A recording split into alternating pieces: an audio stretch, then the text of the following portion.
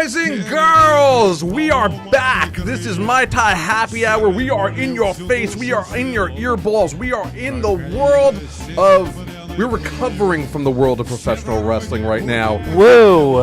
It has been an amazing last couple days for me and Hambone, and we are excited to be back.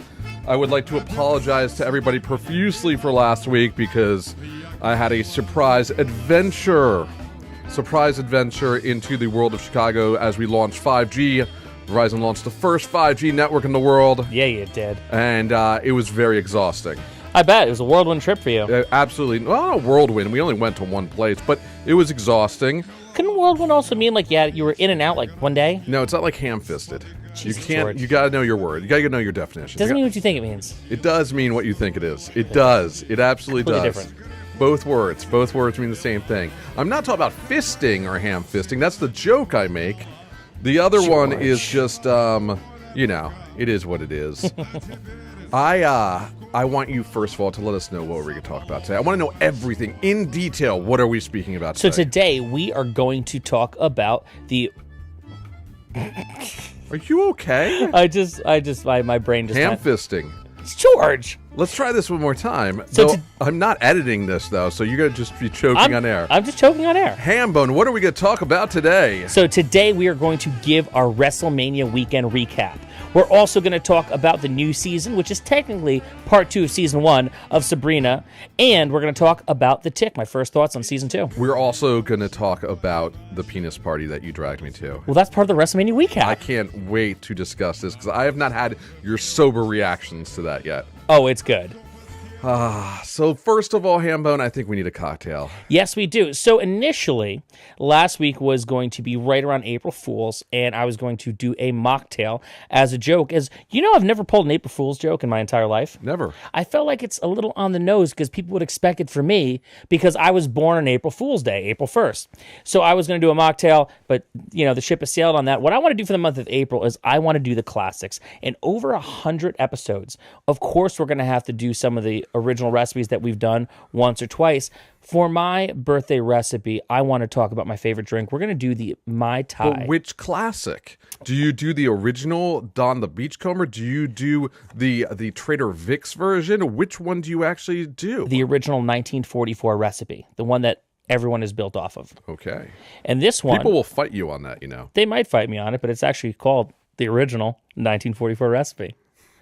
So we have 1 ounce of freshly squeezed lime juice, as there is no half measures, nor should there be when you're making a tiki cocktail. Fresh squeezed lime juice all day, so 1 ounce of that. We're going to do a half ounce of orange curacao, which this is what you're going to need it for if you're going to have it in your bar, folks. We're going to do a half ounce of orgeat. Wouldn't you also don't you also include it in the blue Hawaii, or is that blue curacao? Blue curacao. Right. So a 1/4 ounce of orgeat, a 1/4 ounce of simple syrup, 1 ounce of Myers dark rum. Always recommend Myers dark rum, and an ounce of Martinique rum, or you can use a different kind of cane rum. 10 cane is a great option for it as well. You're going to put it in a shaker full of ice. You're going to shake it and dump it unstrained into a double old-fashioned glass, and the traditional garnish for it is a mint sprig. So garnish it with that mint. This is crazy that we're speaking about this, but I, this week, just ordered some almond orgeat, which is the only thing I was missing. Fantastic. I went and I couldn't find the traditional Beach Bum Berry version, the Latitude one. Really? I couldn't hunt it down and get it quickly and easily and affordably, so I tried out the Lieber & Co. version. How did you like it? Tonight's going to be the night. I'm going to make some for me and my wife on our anniversary. Love it. But I have not tried. I assume most of the reviews say it's pretty good. I think most of the complaints are just that there's not much else you can use it with. Well, Lieber & Co. makes a fantastic mixer product. As you know, we do love their passion fruit syrup, which is great. I've used their gum syrup. I've used their pineapple gum syrup. I think it's going to be great for you. Yeah, I'm excited to see how it is, how it translates from the original to this, see if there's any real differences or nuances. Well, orgeat is a staple for any tiki bar, and if it comes to accessibility, I've used some off-brand orgeats that don't really have that full flavor. So Lieber & Co., I think it's going to be the way to go. We're not sponsored, by the way. No, we're not. We're just fans of good alcohol. But we'd love to be. We love good alcohol.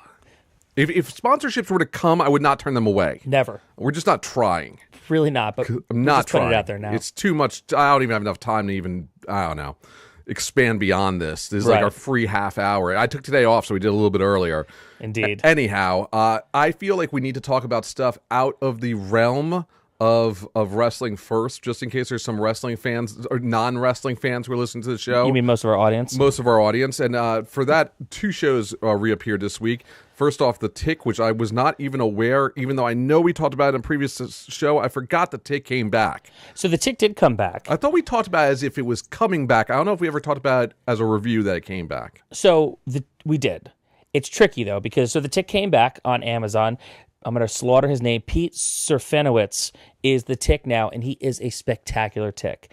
Now, here's the thing. It came initially as Amazon's pilot season, because Amazon does a pilot season every year where they put a bunch of different shows up and see what sticks to the wall. Well, this initially got ordered for 1 season, and the season was a perfect season for a superhero show that is The Tick.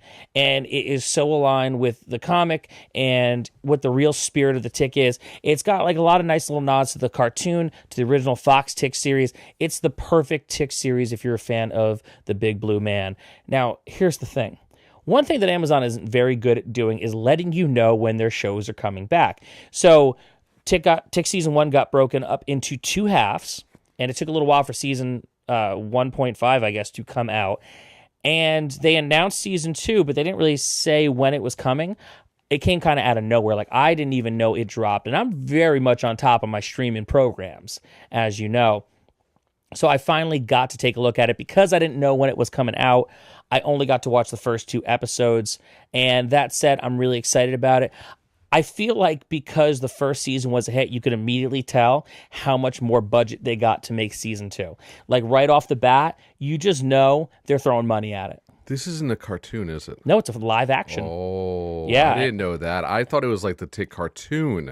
There's some nods to it in there. And now what's cool about season 2 is season 1, they had one overarching villain, which was the Terror. Now, season 2, they're actually introducing more heroes and more villains throughout the course. So you're going to get a more robust rogues gallery for the Tick, and also more heroes for him to hang out with. What's the Tick from? Is it I know it's not a Marvel property. I don't think it's DC property. Who did the Tick? Dark Horse? No, off the top of my head, I honestly don't know who published the original Tick comic and who continues to publish it today.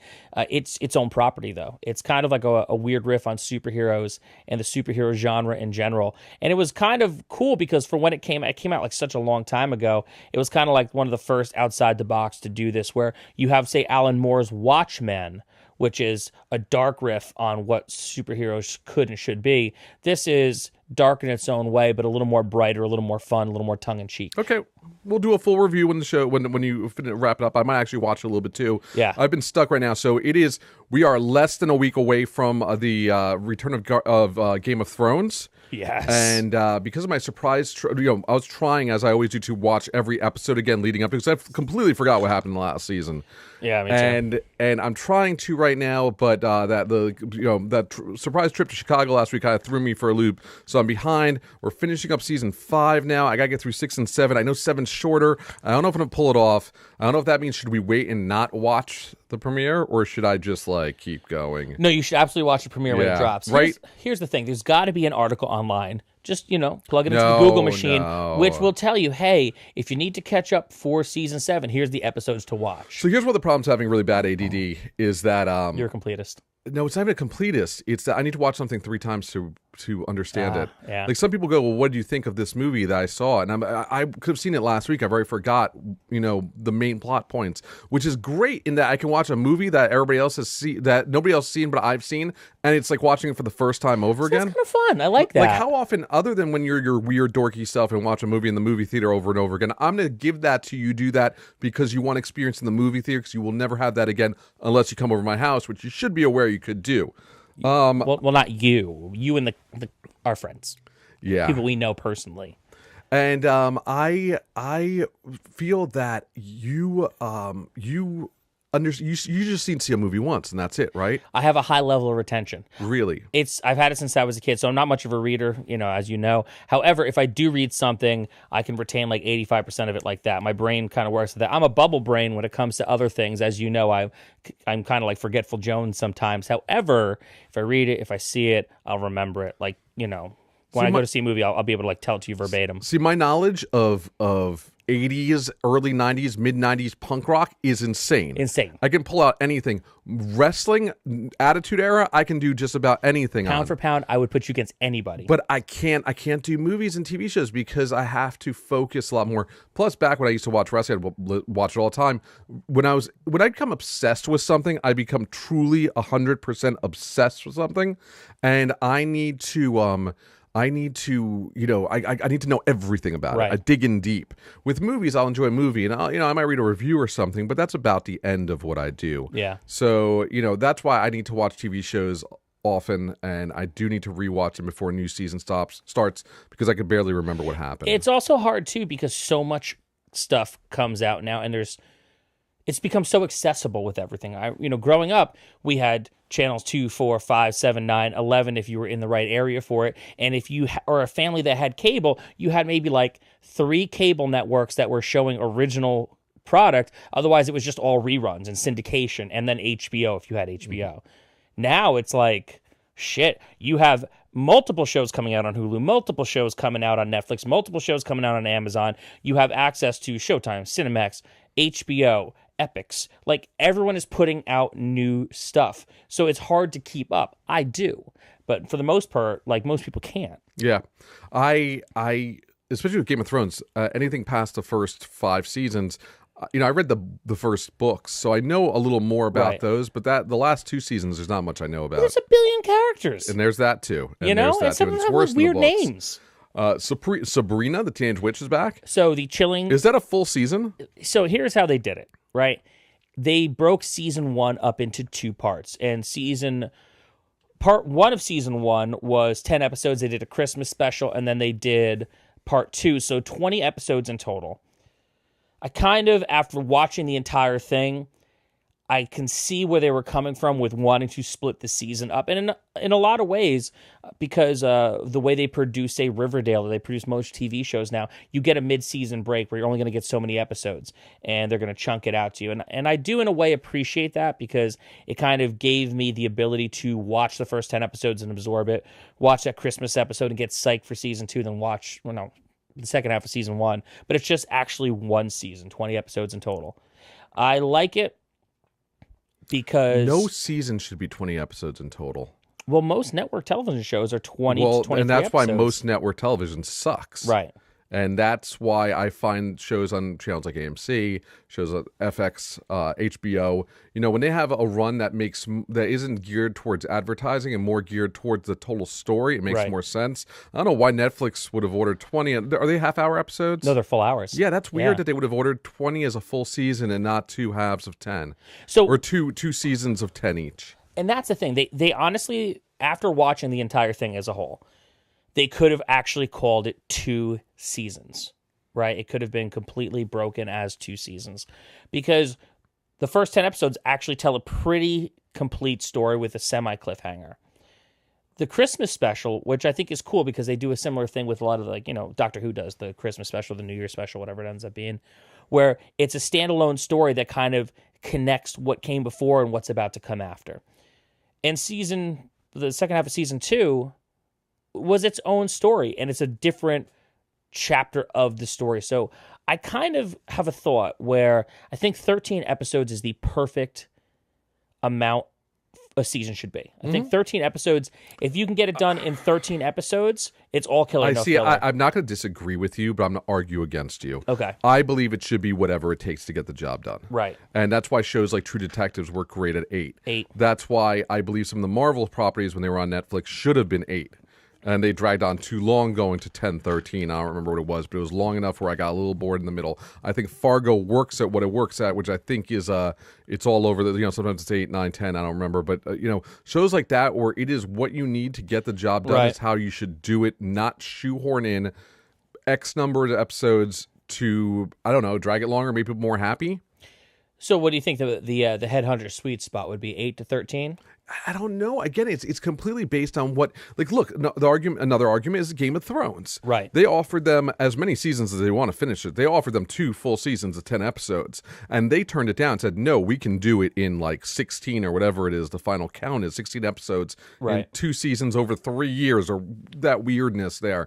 But my argument is, having watched those, the first 5 seasons build up very strong. 5, 6 seasons build up very strong to the point where they're slowly building everything. You're building to a crescendo very slowly, much like the books, introducing characters, lots of little dialogues that they either added to the TV show or that they've included from the books that maybe weren't necessarily important to the TV show, but it just helped flesh out the characters. I get you. I feel in the last 2 seasons I think it's been like the last season and a half, they have rushed stuff.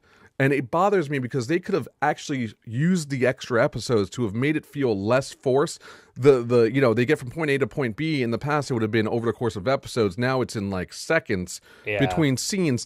I just feel very rushed. And I wish I could know more. Hopefully one day the backstory will come out, because I do feel as a budgetary thing. I feel like they said, you can have 2 full seasons. And they're like, we would rather have the budget for 2 seasons, but give us 16 episodes so we can use the budget for some big money scenes. Yeah. And I know some of the episodes in the final season will be an hour and a half. They'll be pushing the line. Oh, yeah, definitely. That's a situation where I think they could have used the extra episodes just to embellish the story a little bit, to embellish the dialogue, just to tell a more holistic story similar to the first 4, 5, 6 seasons where it was done like that. So, do you think, because let's be realistic here, he's not going to finish the books. You got to really, I think that you want him to finish the books. George R.R. Martin, there is no way in shit, I would bet $100 right now that he is not going to finish these books. That said, once Game of Thrones wraps up, would you be happy if, knowing that George R.R. Martin is not going to finish the books, if he at least says, okay, so here's what they did in this series, here's what I had planned for the stories? No. I think it should just die with him. Yeah. If he does die, if what you're saying, if he can't get done. Now, look, I have said in previous episodes, I think that I was very upset that I'm pretty certain at this point the TV show is going to become canon. Yes. Because if he dies, he doesn't get those 2 books done, it's going to become canon. I don't know what he's doing. We've heard a lot of bullshit from him. Like, he's looking to do like 10 books now. He's doing like, look, it's taken you, the last book came out right before the first season came out. Dude, so the last book came out like 9 years ago, 8 years ago. 8 years ago. Yeah, it's crazy. You gotta remember they skipped a year too. So it came out a very long time ago, and that's how long. He's like 70 or something like that. He's pushing it. It's challenging. It's not like Stephen King, who was like, I'll finish The Dark Tower eventually, and then got hit by a truck and realized he had to do it. The thing about Stephen King is he can pump out a book a year, if not more, including all the other shits he does, because he can do Entertainment Weekly columns, and he can do short stories. He can do shit with his son and do screenwriting for these things and approve the movies and all this stuff. Do you know why he can do that? Because Stephen King is amazing. Yeah, and Stephen King is also around the same age, I believe, as George R.R. Martin. I think he is like in his early 70s, if not like something around there. Right. He's younger than we think he is. And not saying in any way, shape, or form that an older person can't do any of that shit, but like there's a certain realistic kind of idea there's a better chance you're going to die over 40 than before 40. Thank you. Happy 40th. Thanks, buddy. How's it feel? It's a little tough. You haven't heard anything hurt yet? Oh, dude, getting up every day, I'm like, what the hell happened? So during WrestleMania, my legs started locking up for no reason. I had to get up and stretch my whatever the hell these are. Under my quad is your glute. Yeah. My glutes were just locking up on me. Me too. Locking up. Oh, man. I mean, we'll get to WrestleMania in a minute, but part of the reason why I kept like getting up and moving around was because it was like kind of like tightening it. We were there forever. So Sabrina, I highly recommend it if you are enjoying Riverdale. Imagine a story where it kind of doesn't kind of go off the rails. It kind of sticks to what it's about. There is an arc for every character. The characters grow and end up where they're supposed to end up. It is still satanic as fuck. So if you have a problem with the old devil himself, you might want to steer clear of Sabrina. It's on Netflix right now. Go watch it. Yeah, I'm excited. I will definitely start that probably once I barrel through these Game of Thrones episodes. I'm also watching friends at work, Andrew Testa and Howie Waterman, recommended I watch Billions. I heard that's awesome. A show that like I wouldn't on paper probably wouldn't watch. It's about rich people being rich and like being evil and rich. But in a modern Evil and rich, it's like peanut butter and jelly goes good together. Yeah, but it's like in a modern way. There's a lot of like insider trading stuff. It's one of those type stories. Wall Street. Yeah. The problem I have is it's Showtime. And Showtime, I feel, does a miserable job with shows that are great. When they when something catches fire on Showtime, Showtime won't kill it.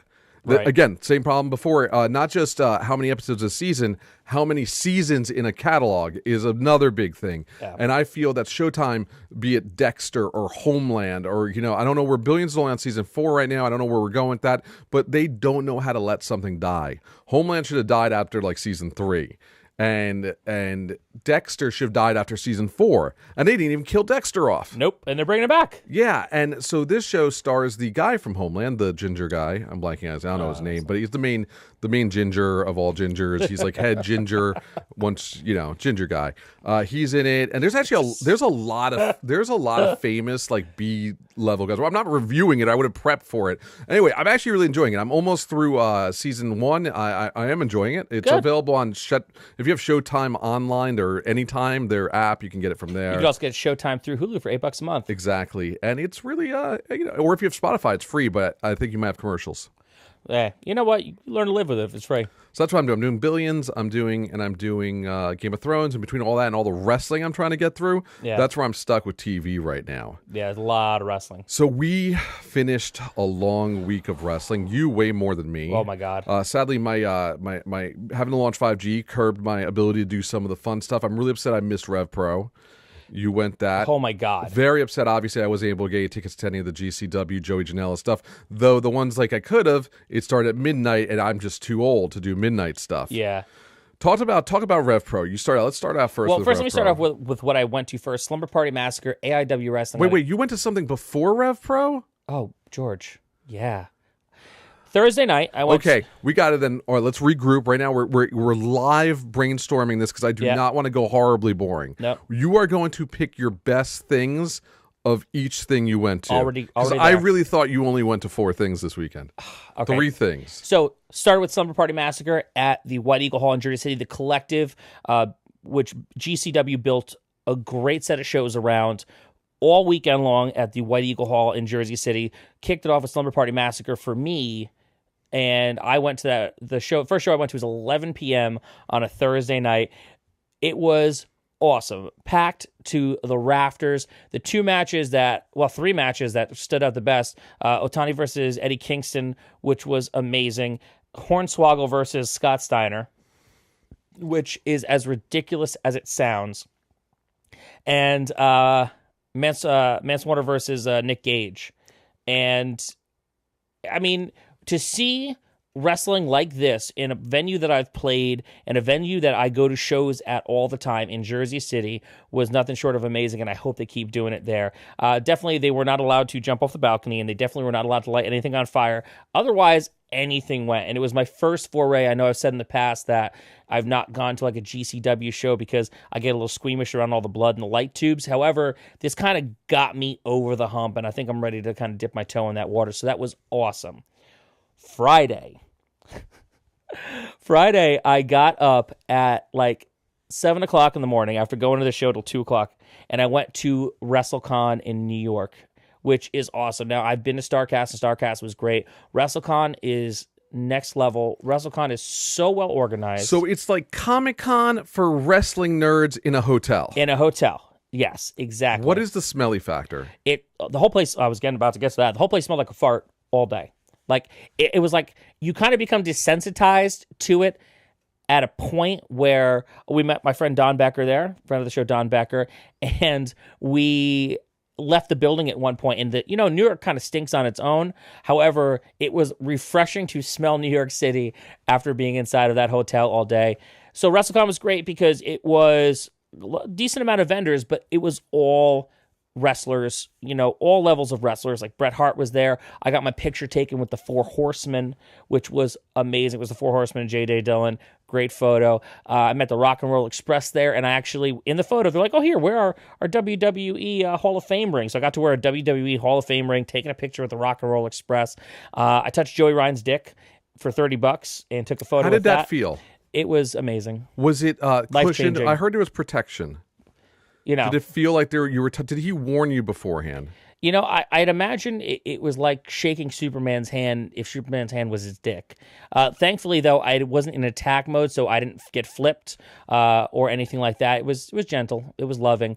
And what was cool is while this convention is going on, they are doing all shows in the ballroom. It was the Hilton Midtown Ballroom, and it is one of the best places to see a wrestling show. So I started off early at 11 a.m. with U.S. versus the world. And my big takeaway from that was I finally got to see the Hart Foundation, which as they were this time, it was Davey Boy Smith Jr. and Teddy Hart. And I got to saw the Cat, which was amazing, versus LAX. See, now you're doing this thing where you're not slowing down and telling us the story. I'm excited. First, we want to hear about the ring. I heard you almost got a Hall of Famer's ring stuck on your hand. I did. So when I took a picture with the Rock and Roll Express, they're like, oh, wear the ring. And I was like, no. And they're just like, here. And he just slipped it right on my finger. And I'd imagine it's like the moment that Hal Jordan gets the Green Lantern ring. I felt so powerful. It was majestic. And my one thing that is flashing in my head when I was telling him, no, I'm not sure, was that my fingers were probably going to be swollen and I would not be able to get this guy's ring off, and then I would get murdered. So you might have fatter fingers than a Hall of Famer. I definitely have fatter fingers than a Hall of Famer. That is so scary, because I've had my ring get stuck on me before. And they're like, all right, cool. So I took the photo, then I immediately tried to get it off my finger. And it's like 1, 2, and then I'm like, I kind of wiggled a little bit in 3, and I kind of ripped it right off my finger.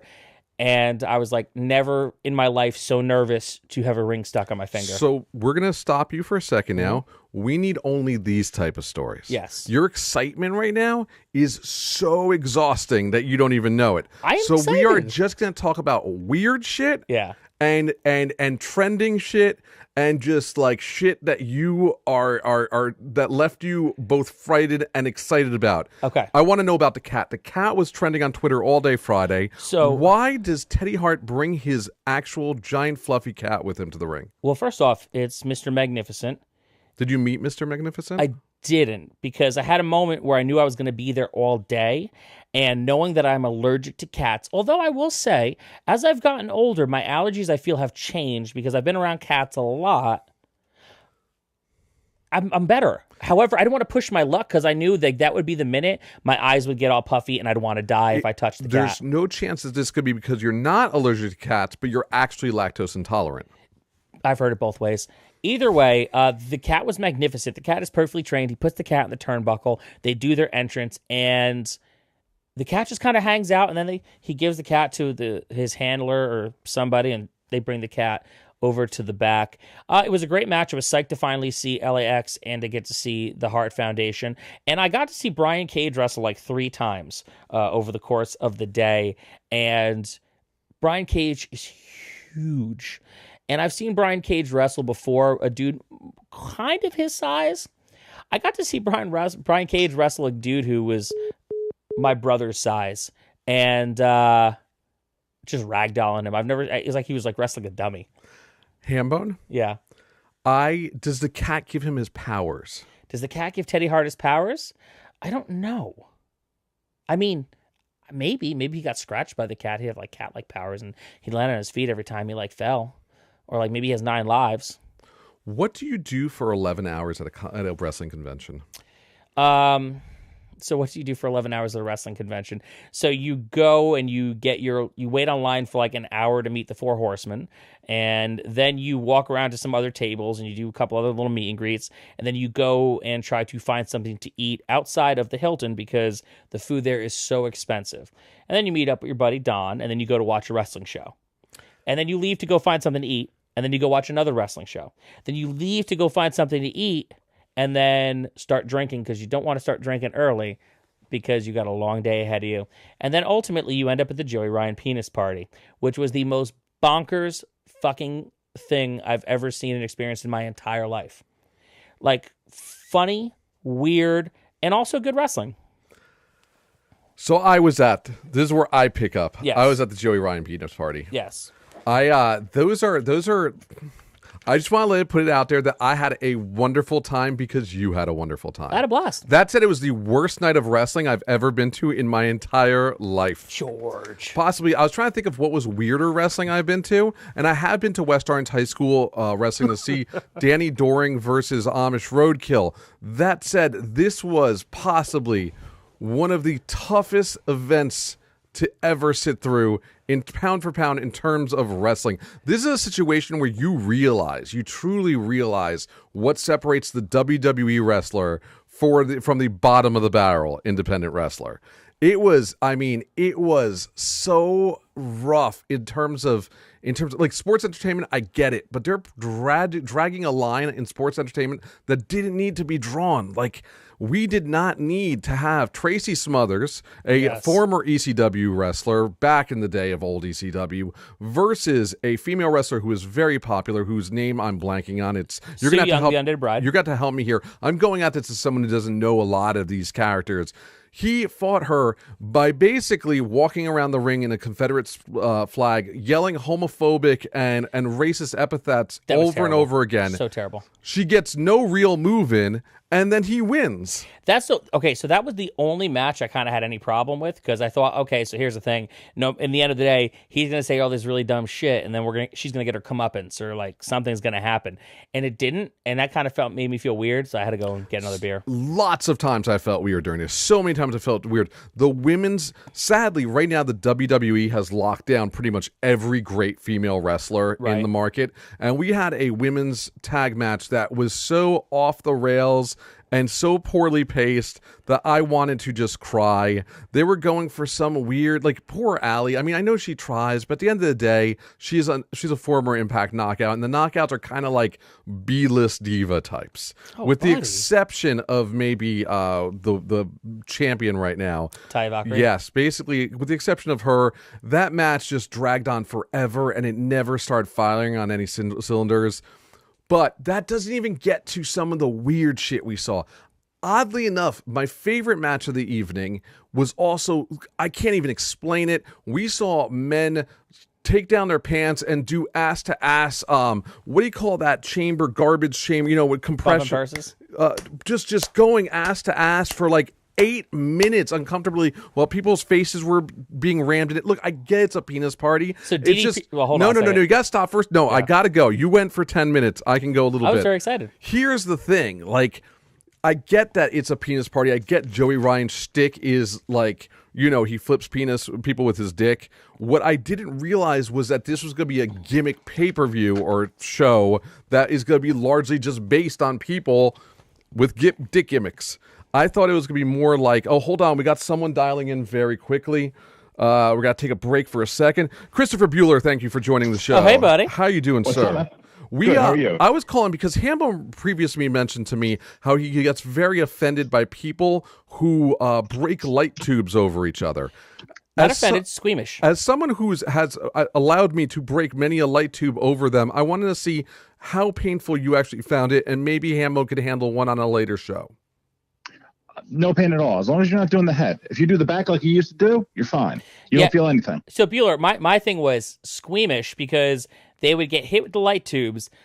Fragments of the light tubes would end up in the ring, and then their body parts that are exposed would get rubbed in those light tubes. And I get like that ow feeling that I get from like watching like people like stub their toes, except it's worse because light tubes. I'm the same way, to be honest. I don't like that stuff either, but in the setting that me and George were at, it was totally fine. I just want you to listen. So Chris, I chose poorly. I chose with the love of my best friend here, Hambone, over my brain, and went to Joey Ryan's penis party instead of the GCW show you went at. Did you enjoy your spring break? I loved it. I loved every aspect of it. It's everything I wanted in a wrestling show. How bloody was it? Like, for us that are afraid of blood, or not, I don't mind. I mean, the AIDS thing, it's kind of scary, but Hambone's afraid of it. It was a lot. It was a lot. Like the guy, the Japanese guy Takeda who came in, he is this apparent legend, and he'll do anything, literally anything. And I think 2 seconds into the match, they hit each other with like the bundle of tubes. Yep. And they were busted open. And then the grossest spot was a plywood board with scissors on it that he placed onto Jimmy Lloyd and then ran into it and just like super kicked him. That sounds pretty brutal. That sounds like attempted murder. Hey, how bloody was Invisible Man versus Invisible Stan? It was probably the most violent match I've ever seen in my life. They're Invisible Men, George. But wasn't one of them dead? Resurrected by Destro. Yeah. That is crazy. I think I did choose poorly. We were just talking a little bit about the penis party. I saw two men take down their pants and trash compactor their asses together in the corner for 7 minutes as people would drive other people's faces between their asses. And Hambone was trying to explain to me why this wasn't the best wrestling I've ever seen in my life. Well, it's DDT. That match was a DDT Pro Battle Royale where the champion ended up being a inflatable doll because, DDT Pro, they're weird. And that was the best match of the night. But I would like to say, pound for pound, the best sports entertainment. Actually, I'll go as far as say pro wrestling match of the night was Dave Arquette. David Arquette versus Timothy Thatcher. I will say, because I feel that the Lucha Bros and Johnny Mundo, nay Johnny Penis, and Taya Valkyrie phoned in that match. That match should have headlined, and they should have went balls to the wall, and they just did all their spots and called it a day. And I didn't mind the match with what's his name, the Chicago's favorite son, not named CM Punk, Colt Cabana match versus the that was a good match too. But in general, I mean, it was a pretty bad wrestling event. We'll agree to disagree, man. I had a blast. What did you enjoy the most about it? What did I enjoy the most about it? Well, I enjoyed that match with the best friends of Colt Cabana, Tommy Dreamer. I thought that was a pretty fun match. Yeah, having seen the Lucha Brothers before, I definitely think we didn't get the full Lucha Brothers experience. I think they thought this was a joke and acted like it was a joke. Yeah, I mean, but that's the whole thing. You went to a thing called Joey Ryan's Penis Party. I know. You got exactly what you paid for. But I thought it was going to be, how like Joey Janela, it's called Spring Break, but it's actually a freaking death match. Well, no. thing. Spring Break 2, you have a battle royale where the dude from Wheatus is playing Teenage Dirtbag while the actual battle royale is going on. You have a fight between two invisible men. You also have, what they call the clusterfuck, which is similar in some ways to like things that you saw at the penis party. Just, I mean, it's two sides of the same coin with less light tubes. You also had a death match between Bill Carr and Dan Barry, which was pretty funny. I mean, that's it. Very happy I went. Because you had a blast. Oh, I had an absolute blast. I probably needed as much alcohol as you had in you, though, to truly enjoy this show. Yeah, I mean, I channeled my inner Bueller, and I went for it for the last couple hours to, get through a 12-hour day that I'd been at WrestleCon. And I will say that the dick flip that went on that night, which was the human centipede dick flip, was majestic. So that was a very cool spot. And had that been what I really thought I was going to a wrestling event that Joey Ryan was putting on, the fact it was gimmicked towards Dick's, like even Johnny Mundo with Johnny Penis, and his finish was him doing a jerk off thing where he blows everything off. Like there was so much weirdness, so much. I sadly missed the our death match because I had to go find food because I was starving. Yeah, that's true. That match was wild, by the way. I watched that match. That's the only match I've seen from the penis party, and I thought that match was awesome for guys that don't do death matches. The death match stuff, right? Yeah, it was great. But David Arquette, great to see a champion. I was hoping we'd see him in the Clusterfuck Battle Royal over in WWE on WrestleMania. But, that's where it's at. You did nothing on Saturday, Hambone? On Saturday, I watched Sabrina, the new season of Sabrina in its entirety because I was so spent from the 2 days before. Chris Bueller, what did you do on Saturday? Oh, I recovered too. We got back at 2:30, and I was spent, man. Yeah, I mean, I got offered a ticket for Spring Break Part 2, but I was too spent, and I knew that WrestleMania was going to be a gauntlet the next day, so I wanted to make sure I was ready for it. So we did, I pretty much just I was about to buy the pay-per-view. I was going to get the New Japan pay-per-view. Yeah. And then decided against it, thinking maybe, I don't necessarily need to do that because of various reasons, least of it being End Zone Cash showing up. And I was really enjoying the Hall of Fame. Yeah. Which I guess you can go into that a little bit, Hambone. We saw Bret Hart get attacked by some crazy lunatic in a Rasta outfit. Yeah, who's probably regretting that very much. What makes people do things like that, Chris? I think he was just a lunatic, man. You look at his Twitter account. He was a bizarre dude. He was super out there, upset that the women were headlining WrestleMania. And when they asked him, well, why did you attack Bret Hart? He goes, well, it just felt like the right time to do it.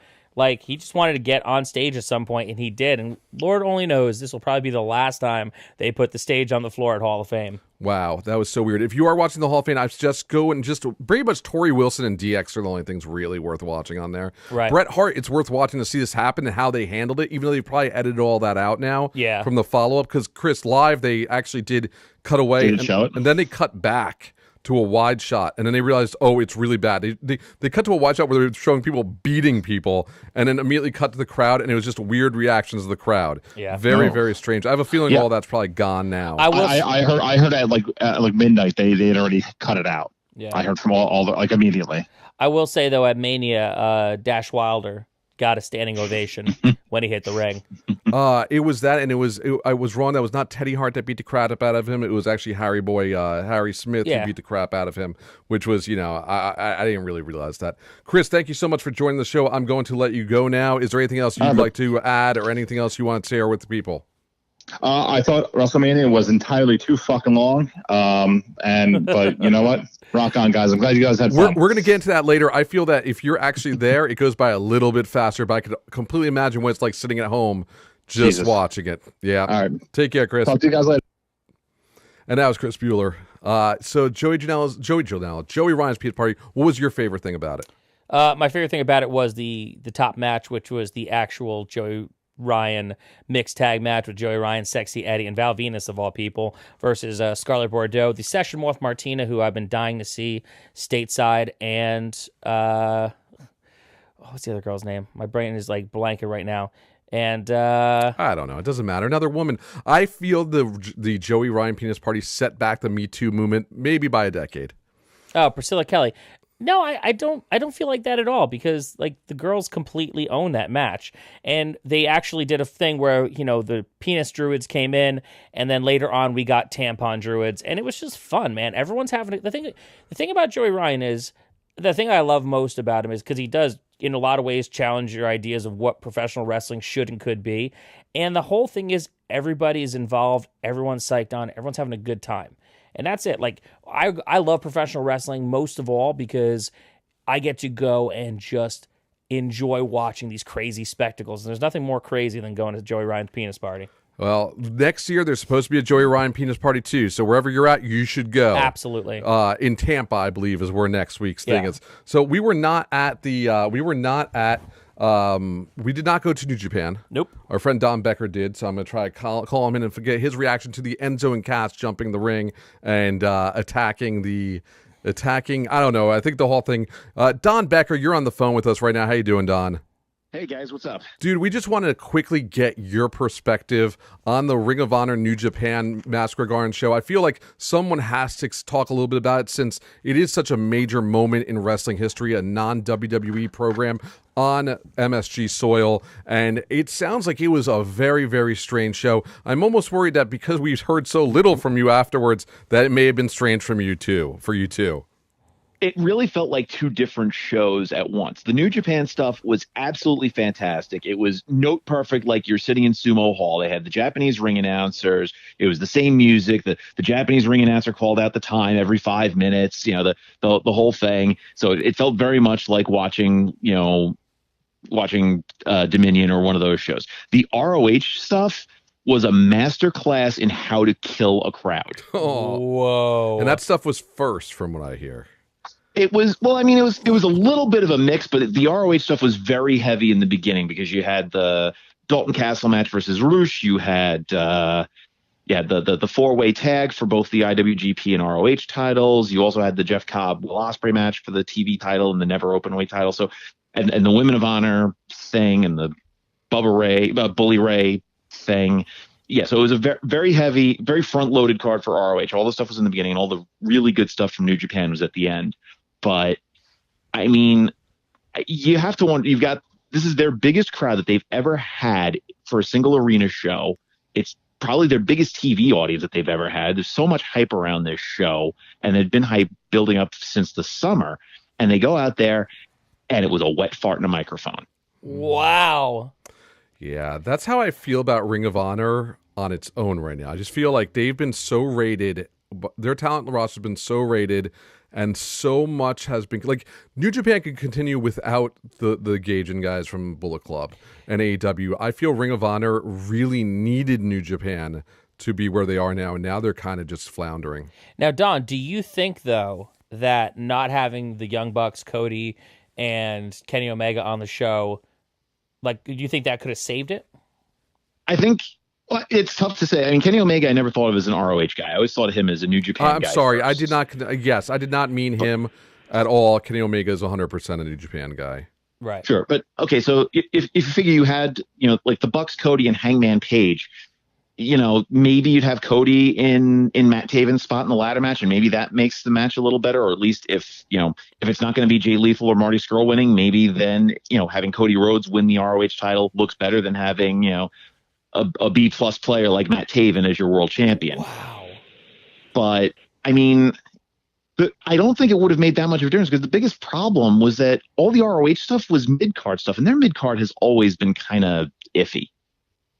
Yeah. And the thing is now, because they don't have those top guys, because they've lost Cody, they've lost the Bucks, they're going to lose Marty Scurll probably in 2 months because he wants to go hang out with his friends. So now your main event program going forward right now is Matt Taven versus Kenny King for the world title.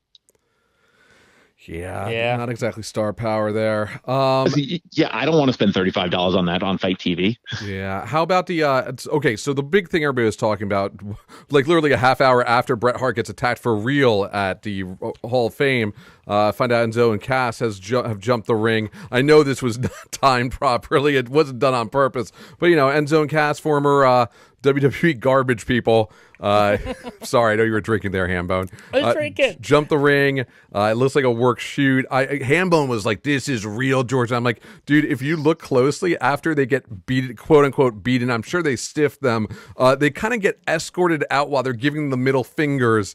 That would, we saw what happened to the guy who attacked Bret Hart. He was out. Yes. He was legit beaten and in cuffs and out the side off camera, not giving the Steve Austin double flip birds as they're being escorted out by skinny security guards. At the time, I didn't see the other clips where they got gently escorted out by, and actually helped over the barricade by security. Don, what were your first thoughts? Like, what the fuck? Really? I'm picturing Don Becker being like, fuck, really? Like, this is how, like, the fact that New Japan's top card has Enzo and Cass doing some bullshit that's probably worked right now. How did you feel, Don Becker? Well, for a split second before Enzo jumped the railing, they were working an angle for the IWGP belt where Toru Yano came out and stole the IWGP tag titles, which is his thing. That he's done that a bunch of times. And I'm like, oh, Yano, the Sublime Master Thief, is doing his thing. And all of a sudden, everybody's like, holy shit, somebody just jumped over the barricade and is beating up Jay Briscoe. And we're looking, we see like the shock of blonde hair. We're like, well, that's got to be Enzo. And knowing Enzo's history, we're like, he's trying to get himself over. But then Big Cass shows up, and like the two of them, from where we're saying, and I was pretty high up, they looked like they were throwing wrestling punches. If this was a real fight, I mean, I wouldn't put it past Enzo to try and throw wrestling punches in a real fight, because there's no reason to think that he's not thinking that way. But Jay Briscoe and Mark Briscoe are also throwing wrestling punches. And I'm like, if this was something real, if this was an actual shoot, they'd be, headlocks. They'd be connecting. Yeah. They'd be connecting. Security would have gotten there like that, and the thing would not have dragged out for 3 minutes. Yeah. Yep. Yeah. So I'm gonna give you one last minute or so, Don. What was your favorite thing about the New Japan show? There were 3 things. I loved seeing the Great Muta. He's awesome. He's 50 years old. He can barely move, but I can say I've gotten to see the Great Muta wrestle, which I never thought I would get to see. The Ibushi Naito match was absolutely fantastic, and it was really exciting watching Jay White and Okada go, because it was a very good match. They're both fantastic wrestlers. And on Twitter, I was saying, after the Ibushi Naito, I'm like, that may be the best match I ever saw live. And then an hour later, I'm like, no, scratch that. White and Okada might have been the best match I've ever seen live. So if people want to go back and watch it, just fast forward a lot. Yeah, skip through most of the Ring of Honor stuff, but watch Tama Tonga basically like throw the ROH tag team title in the trash and call out ROH for being a bullshit company. Awesome. Thank you very much, Don. We appreciate it. Did you enjoy WrestleMania? I did. It took me a while to watch it because I wasn't staying up till 12:30, but I thought it was a pretty okay paced show except for the Triple H match. And one last thing, on a weekend where I saw guys dressed like penises and tampons in ring entrances, Immortan Triple H was the most ridiculous entrance I ever saw. I agree with you on that, though. The internet seems to have actually enjoyed Triple H versus Batista. That seems to be a very popular match. I haven't watched it back I need yet. to rewatch it again, but I agree with you. For us, it was a great WrestleMania. We're going to get into that right now. Thank you very much for joining us, Don. Thanks, guys. Take care. Yeah. So WrestleMania. Yeah, buddy. And we were there. We were there. First time ever at a WrestleMania. At WrestleMania 35. This has been a bucket list thing for me for a very long time. Yeah. I haven't been to a WWE pay-per-view in ages, like maybe since I was a kid. An actual WWE non-NXT takeover pay-per-view. It was incredible. First of all, I just want to say I know there were a lot of issues with the train, dude. I think it was all because of the Yes Yes Yes, that group that Adam Berg created, right? Because they were telling everybody to take mass transit, and then mass transit just shit the bed. We got there literally. Hambone was there at like 2. We got there around 3:30, and it was still no traffic to be found. Hopped in our car afterwards. We were luckily parked closer to the exit of the parking lot, so we were able to get into the traffic a little quicker. Got home by in a half hour, 45 minutes. Super easy. Took us an hour. No problem at all. I was blown away by the whole setup. We got into the building very quickly. It was like 20 minutes to get through security, get on up. It was very easy to find our seats. Nobody gave you grief from going to take photos closer to the ring. It was just a wonderful experience. Wonderful experience all around. We had a club section, which I don't know much about, like sports and arenas. However, we were above an actual like little food court and a bar with tables and like separate bathrooms that we had access to just in our section, which made the event awesome. Yeah, we were able to get to bathrooms pretty easily, quick food pretty easily, Quick drinks. food. It was a great experience. I do recommend it. I mean, money's worth, absolutely. I think it was worth every cent we paid for those tickets. We had a very good line of sight, dead center. I should have worn my glasses. That was my biggest thing. I didn't wear my glasses, so the ring was, I didn't realize how useless the ring was going to be for me. Usually for movies, I'll ditch my glasses, but obviously that's a larger thing in front of you, not a smaller thing. It doesn't matter because, again, they always say that WrestleMania is not about going to the show. It's not about watching the show. It's about being part of the show. Yes. And that's 100% what this was. And I felt like we were a part of it. It was spectacular, the pacing, and we're not going to go through matches 100%. No. But the pacing of the show I thought was very good. I think maybe I think the only thing I would have moved, I probably would have put Triple H and Batista second, and then left Roman alone. And I think that actually would have paced it properly. I think so. A lot of people were a little offended that that Kofi versus Daniel Bryan wasn't semi-main, but I think you really needed something to slow down a little bit because that would have been a lot to go, and the women were great, but I think the Kofi Daniel Bryan match was better. I think it just needs to be paced a little bit, and I feel the way they did it actually did work, even though I don't think I think Seth Rollins had it the worst. That match was like 2.5 minutes long, ring bell to ring bell, it was all entrance. And Seth, it was all entrance, and Seth barely got anything offensive in that match. He won the belt. All the good guys won. So I think that's why this was such a great event. For the most part, all the good guys won, and if it wasn't a good guy, it was someone everybody wanted to win, like the Iconics. We're good with it. There was so much positivity after many a negative WrestleMania, especially after the shit show that was last year. I was this close to not going to WrestleMania this year. I don't know. You had to talk me into it. I had to talk him into it. If I didn't get those tickets, those seats I wanted, that was my excuse because I knew we'd never get these tickets. Yeah. Somehow I actually lucked out and got the tickets. But I was using every excuse in the book because last run WrestleMania was horrible. Yeah. This was not. This was great. We got to see the first ever women's headlining, women's match headlining WrestleMania. First, and we're gonna call in one person who hopefully will answer the phone. Actually, I'm gonna do that right now. Yeah. They're saying first 100% black man winning the WWE Heavyweight Championship. I will argue forever that The Rock still should be able to win that. Well, we know that the WWE is great at creating their own narrative and retconning. So we're going to try calling in Harvey right now. Harvey is not... how do you retcon The Rock? It's The Rock. Harvey's not expecting this. We'll see if he answers. We are doing the show a little bit earlier than usual. Hey, Harvey, are you there? Yes, sir. Harvey, I know this is a surprise, but we're just calling you really quickly. We're doing our WrestleMania wrap-up episode a little early because I was off today and it's my anniversary. But I want to get an episode in. I need to know 100% first your feelings on Kofi Kingston winning the World Heavyweight Championship. Really? You have to ask? No. Really have to I know, but I want to know. We called Harvey. I literally was FaceTiming him during that match because there was a 2-minute delay, so I was really worried he was going to hear him win. Oh, my God. It's not going to be on TV yet. Yes, you really annoyed me there because, why is he calling me? You know why I was calling you, because we were drunk and excited. No. I know, but then I'm like, were you calling me because of the win or because you were happy about what was going on? That's what I was doing. Yeah. But it worked out. But it was fun. So how did you feel? I mean, I just want to let you know, I think both me and Hambone will admit that was the best match of the night. Match of the night. Without question. That was one of the best things I've ever seen in terms of wrestling. I'm not the crying type, but if I was, that's what I would have cried. That was beautiful. Oh, it was so well done. Well done. And you got to admit now, seeing the long game, was it worth the wait? Now, I'm not talking waitings from 11 years. I'm talking about waiting the last few months as they've been doing this bullshit. Well, yes, but that's not what the plan was. We made them do it. You're giving them too much credit. It's not like, oh, listen, we're going to make them wait. It was more along the lines, we have no choice. They have this dark-skinned brother that they want to put the belt on, and we have to do it, so let's drag it out. That's what that was. So there is a question I can only ask you as a black man. Yeah. I hear a lot of shit on the internet. I even just listening to radio shows about how this is a big deal because Kofi is the first all black man to win the world heavyweight title. The WWE heavyweight, not the world heavyweight. Booker T has had, but I mean, I gotta argue that The Rock. I mean, I've always thought The Rock. I mean, Rocky Johnson is a very black man, but black people seem to not count that. Is there a reason for that, or is it just people being idiots? You know what it is. Have you noticed that WWE doesn't even think he's black? when they do the Black History Month thing, he's not really a part of it.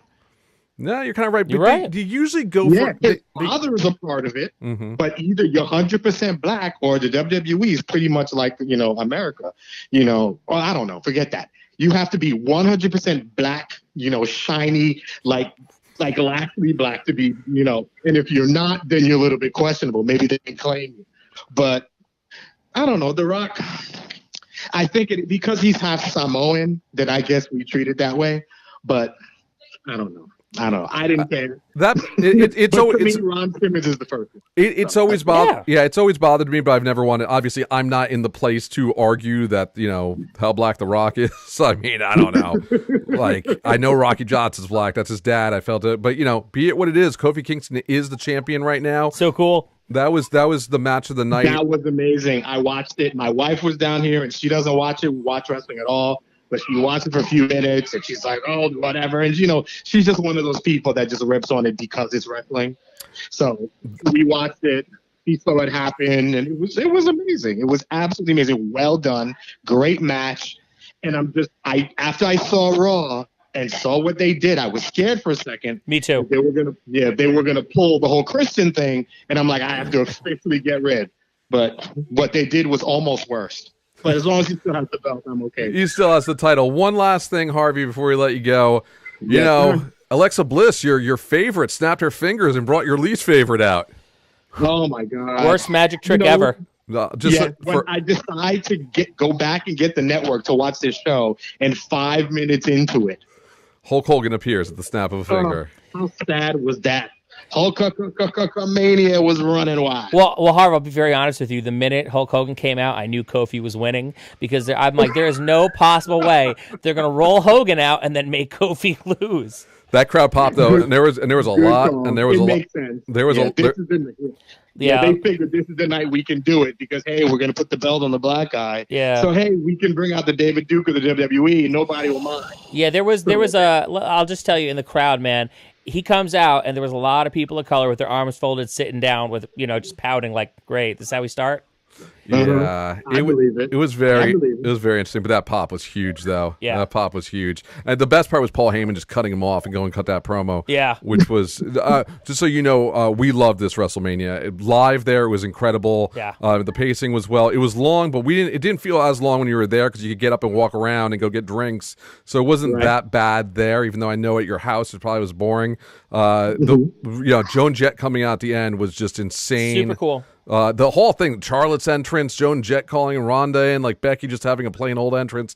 That whole thing was fantastic. I'm so glad. So it turns out, there was the weird screwy ending where Ronda wasn't pinned. Yes. That was a screw. Right. That was screwed. From what I hear from everyone, that was a mistake on Ronda's part, and that they're not acknowledging it. They're just going with it because it just feels good. They're going with it. Yeah, that was. What was it supposed to be? No, Ronda was supposed to be pinned 1, 2, 3. She just messed up the pin. Okay, her shoulders were up. And is her hand actually broken? I don't know about that, but her shoulders were up at the very end. Yeah, and if you see the replay, her shoulders are up. But that's how she was supposed to get pinned. She was supposed to go down 1, 2, 3 with her shoulders down. She just accidentally lifted herself up. It was, I don't know, but they did not acknowledge. We were worried they were going to do it wasn't real. Maybe they'll do it when she comes back to bring her back. Hey, you know what? Cool. But in that moment, everybody was happy. Yeah. They did the thing where if there's anything I've taken away from listening to like countless hours of Pritchard show, send him home happy. No doubt. No doubt. Can I say the one only thing I know it was all about the women, and I know this is women's revolution and all that, but the Kofi thing should have ended the show. It really should have. It was by far the best part of the show. It was by far that pop when he won, and that was emotional. It was real. There was black wrestlers all around the world just loving it. It was awesome. You are correct 100%. That was the better match, but the better story has been the women. I mean, that's been a long build. Come on, this Kofi, as you said, it was a fluke. It was a fluke storyline. No. This would have been a good story 3 or 4 months. Yes. When they kept dragging it out. And I know the injuries came into play, and it's not WWE's fault. But it took forever to do this. It really took forever. It's interesting because Charlotte was the star of that storyline. Both Charlotte to me. Yeah.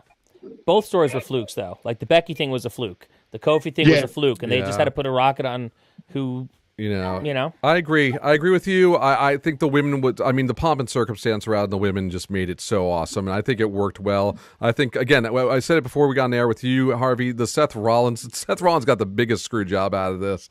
I mean, first match, 2 minutes long, nobody really cared. They helped him out a little bit on Monday, but anyway, thank you so much for joining us today, Harvey. You take care, sir. Bye, Harvey. Likewise. Bye-bye, boys. So what was your favorite thing about WrestleMania? Kofi. And like, listen, I was here for the Demon because I love Finn Balor, and I was super psyched to see the Demon entrance was amazing. I was super excited for Becky Lynch because I just wanted Becky Lynch to be the champ and to have that WrestleMania moment where she's got. And I never would have thought she would have gotten both titles, but that was like a last minute change up. I thought that was great, but for like pure, I love wrestling. Kofi Kingston versus Daniel Bryan, the build up towards it. For what it was, I thought was great. And when you kind of saw how it was leading, where they constantly made him go through the gauntlet after gauntlet after gauntlet, like really earning the title, I mean, there was no other way they could have went with it. So I was like psyched. So this is one of my favorite WrestleManias of all time, not just because I was there. I think it's definitely my top 3, 4. Easily mine too. Very good. I thought it was, if you haven't watched it, you should. This was a card on paper. It was very meh. They decided to move all the slightly boring stuff to the pre-show, and then they turned out to be pretty good. Yeah. Nothing was really bad in the pre-show. There was nothing I was really shocked about. There was nothing I was upset about. Everybody who won should have won. It was a great show. Everybody should watch it. I think if you have a chance to go to WrestleMania, you should. 100%. I think even if you don't get good seats, it's probably worth going because, again, it's about the spectacle. It's not as much about the show. In this case, the setup was fantastic. We were in the lower bowl, on the top of the lower bowl, and we could see great. I know there is issues with line of sight with those poles. That's specifically why I had to be in that spot. Perfect. Because if you're in ring corner, it's really bad. It's not even just the post; it's the whole lighting rig. And then it's there's the lighting issue. Definitely check out Randy Orton's tweet. Randy Orton's tweet summed it up perfectly. Yeah, because I want to see that match because that was the one thing. The one match I actually didn't see. I couldn't see it because the lighting was so messed up in in most sections. They had this bright yellow light that blocked out the entire ring. So I missed AJ Styles versus Randy Orton. I thought the crowd was fantastic. Anybody who said that the crowd wasn't very loud, it's because it's a stadium and all the sound goes straight up. Seeing the pyro is magnificent. Oh, Fireworks. Yeah, it was weird that we got a very low-key stage. I have a feeling the AR was probably in full effect on TV, and that's why they're using. We saw the AR cameras hanging in front of the Titantron. Also, it's the stadium's a very tall stadium. It's not a very wide stadium. It's not a massive stadium, even though it holds a lot of people. So it might have been a situation where they couldn't put up a crazy set like they've done in the past. I agree, and I liked that it wasn't crazy. Yeah, I liked that it wasn't like Florida that one year where they had the roller coaster and all the other bullshit. It was like it's a tight, high stadium. Yeah. So I had a great time. Every match was great. This whole week was awesome. NXT TakeOver, we didn't even talk about because we weren't there. That was one of the best wrestling shows I've seen ever. Like one of the best takeovers. Yeah. Check that out. We're going to wrap this up right now because that is a lot of wrestling. Next week we'll be back on to talk about all the usual fun things.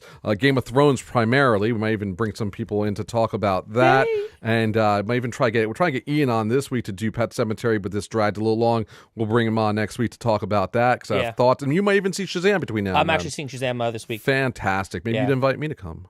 Oh, you didn't. I didn't. Horrible friend. Horrible friend. And I was really excited to go with you. Hold on a second. Let's kick it. Let's kick your music on and tell us how the kids can reach you. Horrible friend. I'm Horrible Friend. You can find me on Twitter at Hambreaker. I'm constantly tweeting about professional wrestling, Dungeons and Dragons, and cute animals. I've been finding a lot of cute animals lately, and they're great. You can also find me on Instagram, where I primarily post everything at John Hambone McGuire, my adventures, my podcasts, everything in between. George, where can the kids find you? The kids can find me at GLK Creative on Instagram, at GLK Creative on Twitter, at cultofgeorge.com. My Instagram has been I've been steady. I've been getting all my archive. I've been slowly getting the archive done. Can I just jump in real quick? Thank you. The archive has been fantastic. Yeah. The pictures that you've been posting today, you posted the picture of the suicide machines. Awesome. I'm just trying to find shows that a lot of people haven't seen or don't even know about. Amazing. Film Friday's a thing. Anyway, I am George. This is Hambone. This has been Mai Tai Happy Hour. Please make sure you rate and review and subscribe to this show. Our numbers have been up. Everything's been awesome. The live stream's been going great.